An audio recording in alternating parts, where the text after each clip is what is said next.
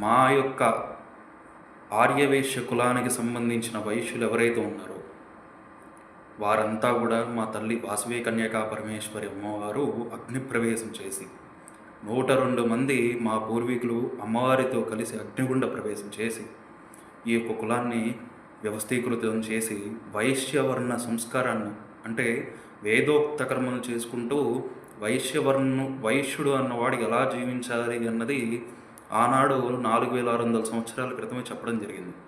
కానీ మీ పుణ్యవాణి ఒక 50 ఏళ్ల నుంచి ఒక 60 ఏళ్ల నుంచి ఈ వైశ్యులు వైష్ణవులు అనే ఒక పోకడను తీసుకొని వచ్చి నేను జగ్గయ్యపేట ప్రాంతంలో జీవిస్తూ ఉంటాను. మా జగ్గయ్యపేట ప్రాంతంలో సగానికి సగం మంది మా ఇలవేలుపు వెంకటేశ్వర స్వామి వారు మేము రామానుజాచార్యుల వారి యొక్క సంప్రదాయానికి సంబంధించిన వారు అని చెప్పేసి సంప్రదాయం మార్చుకోవడం జరిగింది.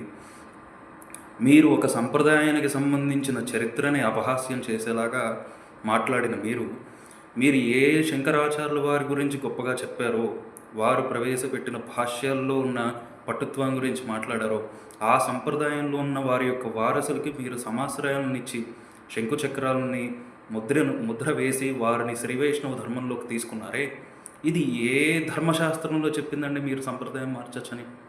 ఈరోజు మా యొక్క కులధర్మాన్ని కాపాడుకోవడం కోసం మేము ఇటువంటి ఏమంటారు ఇలాగ మారకూడదని చెప్పడం కూడా మాకు చాలా భయంగా ఉంది. ఎవరు ఏ రకంగా స్పందిస్తారని.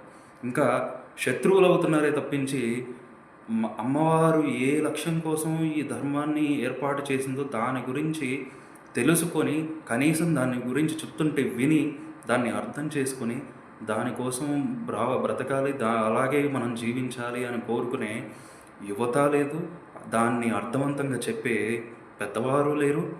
ఈరోజు దానిని సంస్కరించుకునే ప్రయత్నం చేయాలనుకుంటున్నాం. మాలాంటి వాళ్ళకి మీరు ఇస్తున్న బహుమతి ఏంటయ్యారంటే శంకరాచార్యుల వారి యొక్క పరంపర మీద ఒక బురద జల్లడం.